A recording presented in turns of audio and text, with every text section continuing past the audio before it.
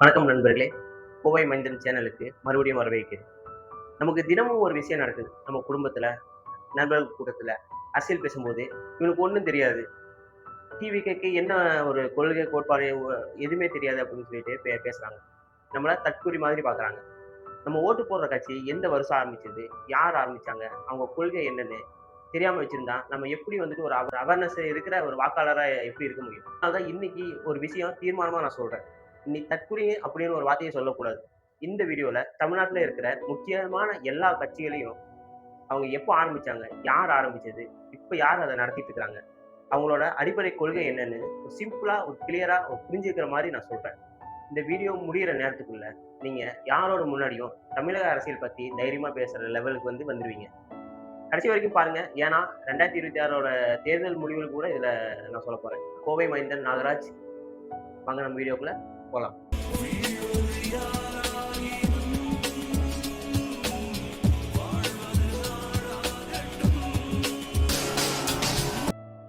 தமிழக அரசியல புரிஞ்சுக்கணும்னா, முதல்ல திராவிட இயக்கத்தோட வரலாறு நம்ம தெரிஞ்சுக்கணும்.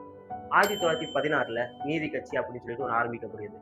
அதாவது காங்கிரஸ்ல பிராமணர்கள் ரொம்ப அதிகமா இருந்தாங்க. அவங்க தான் அரசு வேலைகள்ல அதிகமா இருந்தாங்க. அப்போ அவங்களுக்கு ஆப்போசிட்டா பிராமணர்கள் இல்லாத மக்களுக்கு அரசு வேலைவாய்ப்பு, கல்வியில உரிமை கேட்டு வந்த கட்சி தான் இந்த நீதி கட்சி. அதுக்கப்புறம் 1925ல தந்தை பெரியார் பார்த்தீங்கன்னா, சுயமரியாதை இயக்கம் அப்படின்னு சொல்லிட்டு ஒண்ணு ஆரம்பிச்சிருக்காங்க. இதோட அடிப்படை பார்த்தீங்கன்னா, ஜாதி ஒழிப்பு, அதுக்கப்புறம் பகுத்தறிவு, அப்புறம் பெண் விடுதலை அதுதான் அவரோட அடிப்படை. அதுக்கப்புறம் 1944ல பெரியார் பார்த்தீங்கன்னா, நீதி கட்சிய அவரு வசம் கொண்டு வந்துட்டாரு. அதுக்கு திராவிட கழகம் அப்படின்னு சொல்லிட்டு அதுக்கான பேர மாத்திருக்கிறாரு.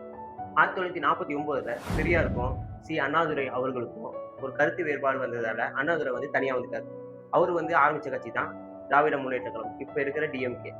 இதுதான் இன்னைக்கு பெரும்பாலான திராவிட கட்சிகளோட ஒரு பேஸ் அப்படின்னு தான் சொல்லலாம். இந்த திராவிட கட்சியோட வரலாறு உங்களுக்கு தெரிஞ்சுச்சுன்னா, இனி வர்ற கட்சியோட எல்லாமே இதிலிருந்து தான் பிரிஞ்சுச்சு அப்படிங்கிறது எளிமையா புரியும். திராவிட கட்சிகள் இப்படிதான் ஆரம்பிச்சிருக்கு. முதல்ல பாத்தீங்கன்னா டிஎம்கே, திராவிட முன்னேற்ற கழகம். இதை ஆரம்பிச்சவர் பாத்தீங்கன்னா அண்ணாதுரை. எப்போ தெரியுமா? 1949ல ஆரம்பிச்சிருக்கிறாரு. இவரோட கொள்கை பாத்தீங்கன்னா திராவிட சித்தாந்தம், அதுக்கப்புறம் சமூக நீதி, இப்போ தமிழ் மொழிக்கான பாதுகாப்பு, அதுக்கப்புறம் இடஒதுக்கீடு. ஒரு சில மக்களுக்கெல்லாம் இடஒதுக்கீடுக்காக ஒரு போராடி இருக்கிறாரு. இப்போதைக்கு அதோட தலைவரா பாத்தீங்கன்னா மு.க.ஸ்டாலின் இருக்கிறாரு. அடுத்து பாத்தீங்கன்னா 1972ல எம்.ஜி. ராமச்சந்திரன், அதாவது எம்ஜிஆர் ஆரம்பிச்சதுதான் இந்த ஏடிஎம்கே, அதிமுகங்கிறது. அண்ணா திராவிட முன்னேற்ற கழகம் அப்படின்னு சொல்லிட்டு. திமுக பிரிஞ்சு வந்ததுதான் இந்த ஏடிஎம்கே.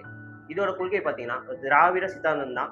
ஆனாலும் மக்களுக்கான நலத்திட்டங்கள்லாம் அதிகமா இவங்க ஒரு கவனம் கொடுக்க ஆரம்பிச்சாங்க. இப்போ அதோட தலைவர் பாத்தீங்கன்னா எடப்பாடி கே பழனிசாமி அப்படின்னு சொல்லிட்டு. அதுக்கப்புறம் 1989ல ராமதாஸ் அவர்கள் ஆரம்பிச்சது தான் பாட்டாளி மக்கள் கட்சி, பிஎம்கே.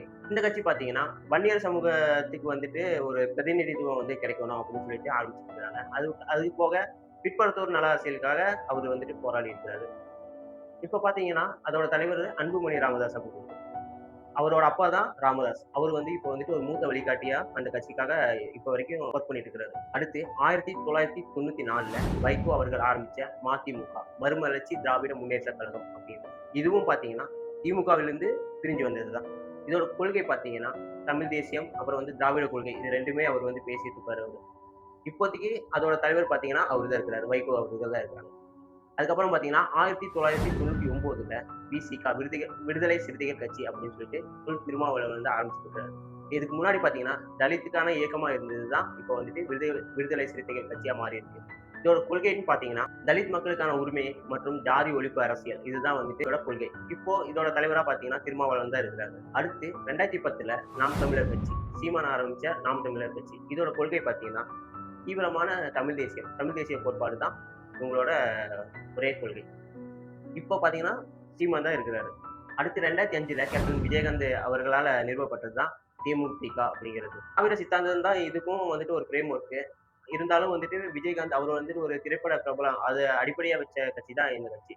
இப்ப பாத்தீங்கன்னா அவரு காலமான பிறகு அவரோட கட்சி கொஞ்சம் பலவீனமா இருக்கு.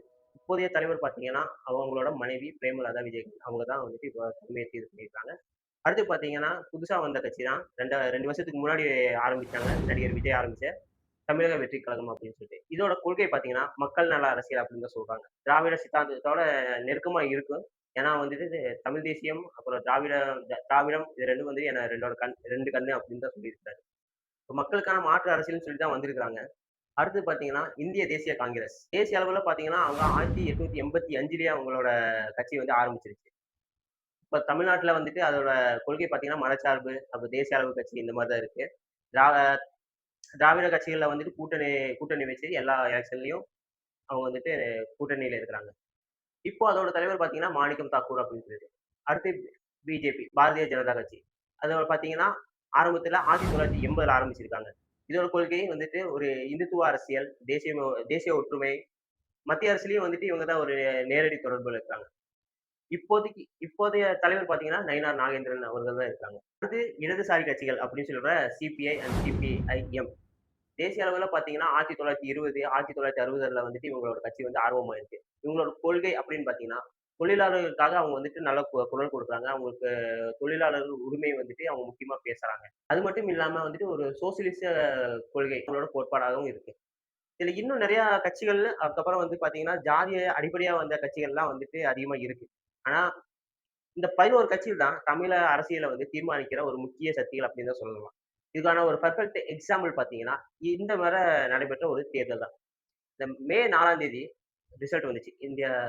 தமிழக ரிசல்ட் வந்துச்சு. கிட்டத்தட்ட 1967க்கு அப்புறம் முதல் முறையா ஒரு டிஃபிகல்ட்டான ஒரு அசெம்பிளி தான் முடிஞ்சுச்சு. 234 தொகுதிக்கு பெரும்பான்மை பார்த்தீங்கன்னா, 118 இடம். ஆனா, எந்த ஒரு கூட்டணி கட்சியும் அது தனியா எட்ட முடியல. தமிழக வெற்றி கழகம் பார்த்தீங்கன்னா, 108 இடம். ஒரு மிகப்பெரிய கட்சியா தான் வாழ்ந்திருக்கு. திமுக கூட்டணி பார்த்தீங்கன்னா, 23 இடம். அதே மாரி அதிமுக, பாஜக, பாமக கூட்டணி பார்த்தீங்கன்னா, 53 இடத்துல ஜெயிச்சிருக்காங்க. டிவிகேக்கு பெரும்பான்மையை நிரூபிக்கிறதுக்கு ஒரு 10 இடம் தான் வந்து கம்மியா இருந்துச்சு. அதுக்காக காங்கிரஸோட ஃபர்ஸ்ட் கூட்டணி வச்சாங்க. அதுக்கப்புறம் விசிக, சிபிஐ, அப்புறம் வந்துட்டு ஐ ஐயுஎம்எல் அதாவது இந்தியன் யூனியன் முஸ்லீம் லீக். நான் சொன்னேன்ல, ஜாதிகள் வச்சு, சில மதங்கள் வச்சு ஒரு சில கட்சிகள்லாம் இருக்கு அப்படின்னு சொல்லிட்டு, அந்த கட்சிகள். இவங்களோட ஆதரவெல்லாம் வாங்கி தான் ஒரு அரசு வந்து அமைச்சாங்க. மே 10ஆம் தேதி பார்த்தீங்கன்னா, நடிகர் விஜய் வந்துட்டு 18வது தமிழ்நாடோட முதலமைச்சரா வந்து பதவியேற்றார். இது ஒரு தமிழக அரசியல்ல வந்து ஒரு பெரிய திருப்புமுனை அப்படின்னு தான் சொல்லணும். ஏன்னா வந்து திராவிட கட்சிகள் இல்லாத ஒரு புதிய சக்தி வந்துட்டு இந்த தடவ அமைஞ்சிருக்கு. இத்தன கட்சிகள ஒரு சுருக்கமா பிரிச்சு பார்த்தா, திராவிட சித்தாந்தம் மையமா வச்சு பார்த்தீங்கன்னா, டிஎம்கே, ஏடிஎம்கே அப்புறம் வந்துட்டு எம்டிஎம்கே மறுமலர்ச்சி திராவிட முன்னேற்ற கழகம். தமிழ் தேசியம் பேசுறவங்க அப்படின்னு பார்த்தீங்கன்னா, நாம் தமிழர். சமூக நீதி ஒரு குறிப்பிட்ட சமூகத்துக்காக வர கட்சின்னு பார்த்தீங்கன்னா, பாட்டாளி மக்கள் கட்சி, விடுதலை சிறுத்தைகள் கட்சி. தேசிய கட்சிகள் அப்படின்னு பார்த்தீங்கன்னா, அதாவது இந்தியா முழுக்க இருக்கிற கட்சிகள்னு சொல்லி பார்த்தீங்கன்னா, இந்தியா நேஷனல் காங்கிரஸ், பாரதிய ஜனதா கட்சி, அண்ட் சிபிஐ அண்ட் சிபிஐஎம் அப்படி சொல்லிட்டு. அது போக இப்ப புதுசா பார்த்தீங்கன்னா, டிவிகே வந்து வந்திருக்கு.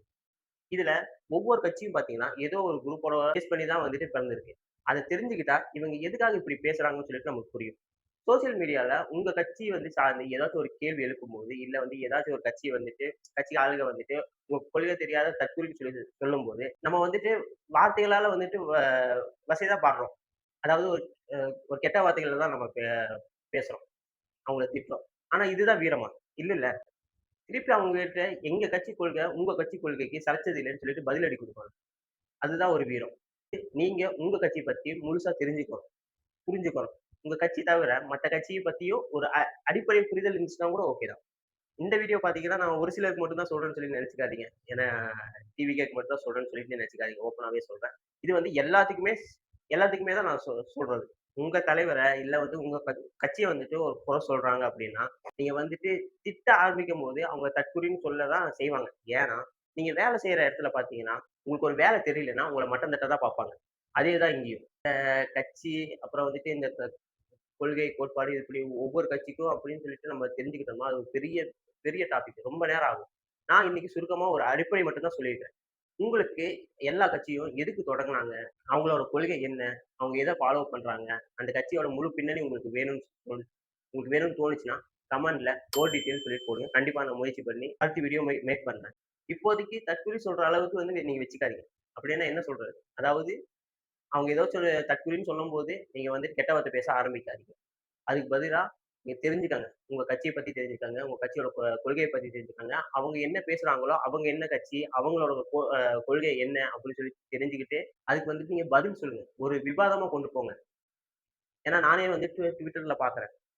ஏதாச்சும் அவங்க பேசுனாங்கன்னா, கமெண்ட் செக்ஷன்ல எடுத்து பார்த்தீங்கன்னு வச்சுக்கோங்களேன், ஃபுல்லா கெட்ட வார்த்தைகளா பேசியிருப்பாய்ங்க. எதுக்கு? அதாவது இதனால வந்துட்டு யாருக்கு அசிங்கம்? இது வந்து உங்க கட்சிக்கு தான் அசிங்கம். உங்களுக்கு தான் அசிங்கம். இந்த கட்சிக்காரங்களா இப்படிதான் பேசுவாங்க. அப்படின்னு ஒரு கெட்ட பார்வை தான் உங்க மேல விழும். இந்த வீடியோ பத்தி உங்க கருத்துக்கள் வரவேற்கப்படுகிறது. மீண்டும் ஒரு சிறப்பான வீடியோல உங்களை நான் மீண்டும் சந்திக்கிறேன். நான் கோவை மைந்தன் நாகராஜ். சப்ஸ்கிரைப் பண்ணிக்கங்க மக்களே. இப்போ நீங்க யாருக்காச்சும் யாராவது சொல்லிக்கங்க. உனக்கு அரசியல் தெரியாது அப்படின்னு சொன்னா, இந்த வீடியோ முழுசா பார்த்துட்டு அது பதில் சொல்லுங்க. நீ தற்கொலைன்னு சொல்றாங்கன்னா, இனி சொல்லக்கூடாது. அதுதான் இந்த வீடியோவோட நோக்கம். நன்றி, வணக்கம்.